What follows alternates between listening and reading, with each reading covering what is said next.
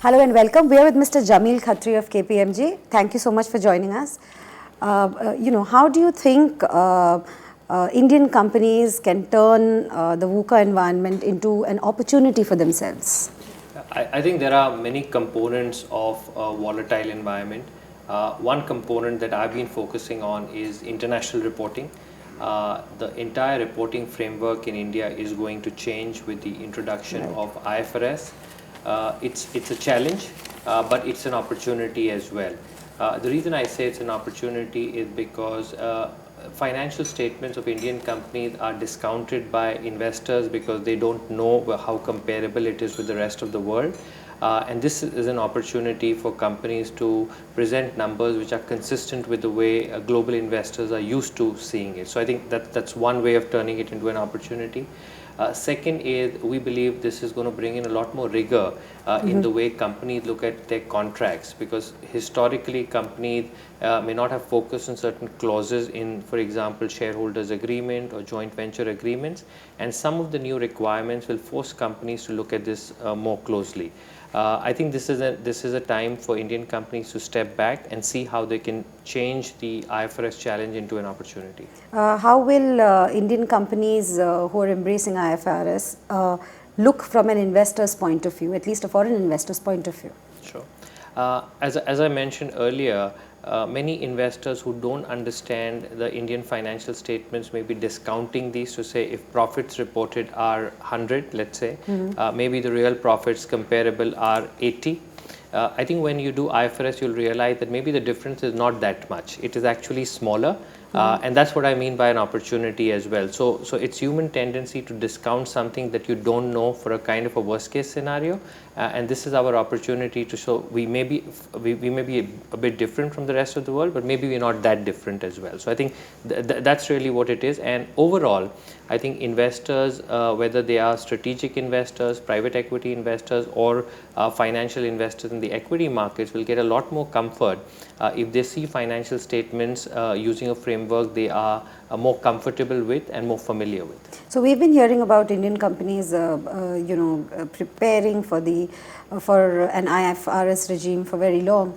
What stage of readiness do you see Indian companies having, at least right now? Sure. And this is a bit like crying wolf. We've been talking about this for the last 7 years. I've been involved with this for the last 7 years since we started talking about IFRS in India.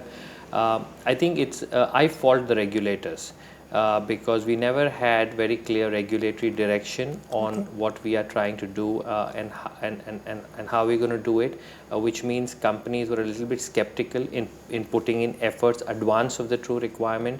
I've had clients who invested a lot of time and money, got ready, and then realized that this is not going to be implemented. CFOs faced a lot of criticism and were discredited with board members who they had scared in turn. I think this time the government's commitment has come out in the budget, as we know. What I'm looking for is a clear implementation plan to say if this is what our intention is to move to IFRS from April 1, 2016. Here are the milestones along the way. Here is how tax will be dealt with. Here's how corporate law will be dealt with. That will get companies to prepare a lot faster. The good thing about the false start earlier is many people prepared, so they are at least halfway there. The challenge now is the moment we have direction, how do we move closer to the milestone? How cumbersome will it be, at least for companies to have one more regulatory system to adhere to in that sense? Sure. It will differ for each sector. It will differ for companies within the sector. The difficulties could be in terms of, at a very simple level, the impact on profits and the impact on net worth. So that itself is a challenge because it could trigger debt covenants, it could trigger downgrades from equity market perspective. It could be about collating information which is required to comply with the new requirements. It could be about making changes to the IT systems, because traditionally IT systems have been set up in a particular way. I think the big change, and this was talked about in the morning, is also the culture within the organization to embrace a different way of measuring your profits and kind of rewarding performance. So it is a challenge. The degree of challenge would differ, as I said, between companies and sectors. We've got to a situation where within some sectors like IT services, the Indian reporting that some of these companies follow is almost aligned to international reporting. And therefore the difference and efforts may not be significant, while in sectors on the other extreme like financial services and banking, the impact would be very significant, the challenge and efforts would be very significant, and most of corporate India would be somewhere in the middle. Okay, there's a cost associated with compliance. Sure. And I think several companies also sort of fall short in trying because of that additional cost of compliance. Yeah. How do you think this whole thing will pan out for the corporate sector at large? Yeah, I think there are two elements to the cost. One is the one-time cost, which will be required to gear up. I think that's unavoidable beyond a point. Every time you have to make a big change, you have to incur certain costs. And then is what does this mean in terms of increasing your operating costs and the cost of your finance function going forward? I think that is where it depends upon how do you set this up. For example, if you are able to make appropriate changes to your IT systems and bring in appropriate controls on contracting, maybe your ongoing efforts may not be that significant. But if you continue to do things manually outside the system, then you will need manpower to do it. So I think that's the trade-off companies will have to look at. I think it will be naive to say that there will not be an increase in the cost. The question really is how do you make it more palatable and how do you make it optimize that? Okay, from the IFRS point of view, how do you see Indian companies that are over leveraged? How do you see their balance sheets looking? Yeah, I think the issue on leverage, there are two components to leverage. One is Indian companies have been using instruments like preference shares, which are currently shown as a part of net worth and equity. So they're not even reflected as debt. In true form, many preference shares which are redeemable after a period are nothing but another form of debt. So leverage to that extent will go up. Second is a lot of companies have, particularly startup companies which are funded by private equity, have provided put options to their equity investors.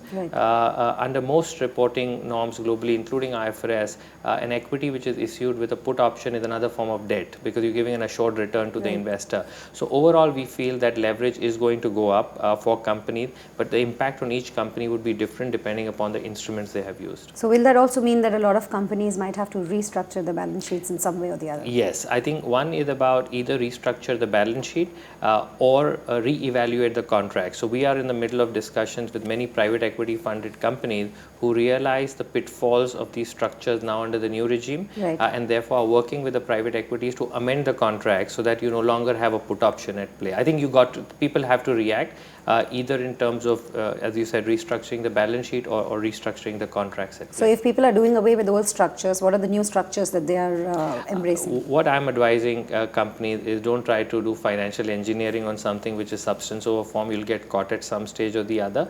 The point is, taking the same private equity example, the question that is being asked is a put option really necessary, or can you provide enough comfort to the private equity so that they're willing to take a true equity risk rather than a quasi debt come equity risk. I think those are the kind of discussions that are coming to the table, which are more about changing the substance of the relationship between the private equity and the company as compared to one more form of financial engineering. Will that also mean that companies will find it difficult to raise finance in the forms that they have raised it in the past? Yeah, I think it's less about being difficult. It is more about it's not beneficial for the company to do it. I'm working with many companies who were looking at an overseas listing, and some of those overseas listings don't look good because the numbers don't look good if you really translate them and bring in the true debt and the impact of some of these structures. So the short point is that your form of financing will change because some of these which were not considerations earlier will now start coming into play. All right, so thank you so much for joining us.